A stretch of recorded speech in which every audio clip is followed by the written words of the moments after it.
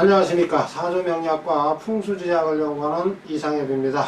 방아타령을 지으신 백결 선생은 오는 것도 막지 못하고 가는 것도 쫓지 못한다고 했습니다. 팔자에 없으면 인연 운운하며 아무리 인맥관리 잘해봐도 부귀는 못 얻는다는 얘기입니다. 얼마 전에 2018년 양력 12월 25일에 태어난 우리 손자는 무술생 개띠가 맞지요? 이런 질문을 받았습니다. 그래서 제가 12월 25일은 동지를 지났기 때문에 기해생 돼지띠라고 답변했습니다. 그랬더니 다른 철학원에서는 무술생 개띠라고 하던데 무슨 소리냐고 다시 질문했습니다. 그래서 입춘을 기준으로 새해를 정하면 무술생 개띠가 되고 동지를 기준으로 새해를 정하면 기해생 돼지띠가 됩니다. 그런데 입춘 기준은 천문역법은 물론이고 어떤 학술적인 근거도 없는 오류라는 사실이 이미 확인되었다고 설명드렸습니다. 그랬더니 그게 사실이냐고 하면서 깜짝 놀라는 표정이었습니다.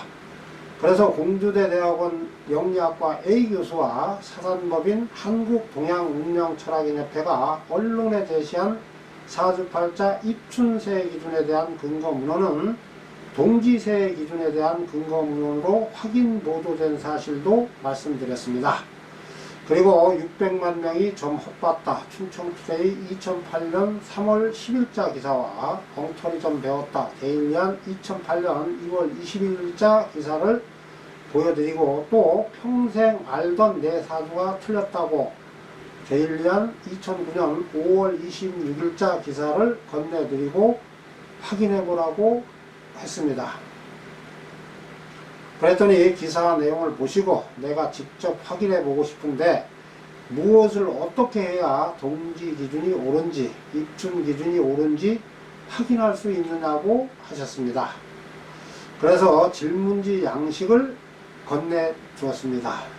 그랬더니 질문지 양식을 받아들고 손자의 띠가 개띠인지 돼지띠인지 알아보겠다고 하면서 확인하고 다시 연락하겠다는 말을 남기고 가셨습니다. 아직도 사주팔자 새해 기준 오류로 인하여 이런저런 혼란을 겪는 사람들이 매우 많다는 사실을 확인했습니다. 따라서 오늘은 사주 명리학의 전문 지식이 없는 사람들도 입춘 기준이 옳은지 아니면 동지 기준이 옳은지 구분할 수 있는 방법을 명확히 알려드리겠습니다. 이 영상을 끝까지 보시면 사주팔자 입춘세 기준이 옳은지 동지세 기준이 옳은지 확인할 수 있게 될 것입니다. 아래 질문지 내용을 영리사 자격증을 취득해 철학원을 운영하는 철학 원장님들이나 사주 명리학 석사 박사들에게 보내 답변을 받아보시면 사주팔자 입춘 기준은 근거 없는 오류라는 사실은 물론이고 사주팔자 새는 반드시 동지를 기준으로 정해야 된다는 사실도 확인하게 될 것입니다. 첫 번째는 입춘으로 새해를 정한 고대 중국 한나라 시대에도 우리 사주 명리학계와 같이 입춘으로 새해를 정하고 정자시로 날짜의 시작을 정했습니까? 이런 질문을 영리사 자격을 취득한 철학 원장님들이나 사주 명리학 석사 박사들께 하시면 입춘으로 새해를 정한 고대 중국 한나라는 우리 사주 명리학계와 같이 연과 일이 제각각 시작되게 정하지 않고 동시에 시작되게 정했다고 답변할 것입니다. 고대 중국 한나라는 입춘으로 새해를 정하고 인시로 날짜의 시작을 정했기 때문에 그렇습니다. 따라서 사주팔자 입춘세 기준은 고대 중국 한나라 시대의 농사짓는 기준보다도 더 못한 엉터리 기준이라는 사실이 입증된 것이 됩니다. 두 번째는 갑자년, 갑자월, 갑자일, 갑자시가 다시 돌아오는 것이 육식갑자의 순환법칙과 맞는 것입니까? 아니면 다시 돌아오지 않는 것이 육식갑자의 순환법칙과 맞는 것입니까?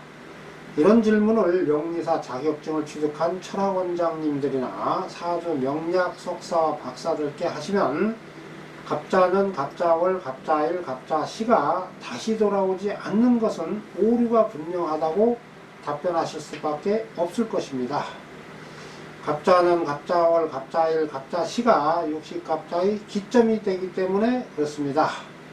따라서 사주팔자 입춘세 기준은 육식갑자의 순환법칙과 맞지 않는 오류라는 사실이 입증된 것이 됩니다.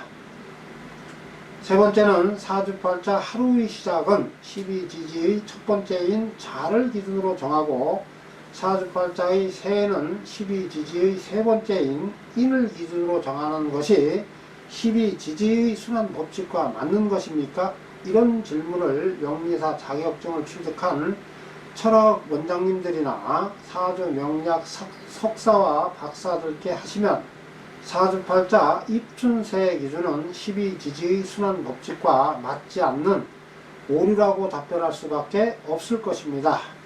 자는 요관으로 연월일시의 기점이 되기 때문에 그렇습니다. 네 번째는 사주팔자의 새해는 1년 6양과 6음 중에서 2양과 3양의 중간에 드는 입춘을 기준으로 정하고 사주팔자 하루의 시작은 1일 6양과 6음 중에서 1양이 처음 생하는 정자시를 기준으로 정하는 것이 음양의 순환법칙과 맞는 것입니까? 이런 질문을 명리사 자격증을 취득한 철학 원장님들이나 사주 명리학 석사 박사들께 하시면 사주팔자 입춘세 기준은 음양의 순환법칙과 맞지 않는 오류라고 밖에 답변할 수 없을 것입니다. 1년의 기운은 동지에서 생하고 하루의 기운은 명령 시점인 정자시에서 시작되기 때문에 그렇습니다. 다섯 번째는 하늘은 자에서 열렸고 땅은 축에서 열렸으며 사람은 인에서 탄생했다는 수광절 선생의 황극경세서 내용이 사주팔자 새해 정하는 근거 문헌이 될 수 있습니까? 이런 질문을 명리사 자격증을 취득한 철학원장님들이나 사주 명리학 석사 박사들께 하시면 황극경세서 내용은 사주팔자 입춘세의 기준과는 관련이 없다고 답변할 수밖에 없을 것입니다. 하늘은 자에서 열렸고 땅은 축에서 열렸으며 사람은 인에서 탄생했다는 것은 129,600년을 일원으로 삼는 소강절 선생의 우주 개벽론으로 사주팔자 새해 기준과는 관련이 전혀 없기 때문에 그렇습니다. 사주팔자 새해 기준 오류로 인하여 우리 국민 약 600만 명은 자신의 출생띠도 정확히 알지 못하고 평생을 살고 있는 등의 피해를 입고 있습니다.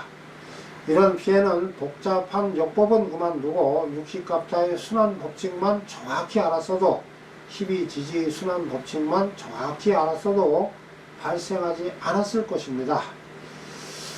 사주팔자 연주도 올바로 정하지 못하고 운세를 점쳐왔다는 것은 참으로 사주 명리학계의 수치가 아닐 수 없습니다.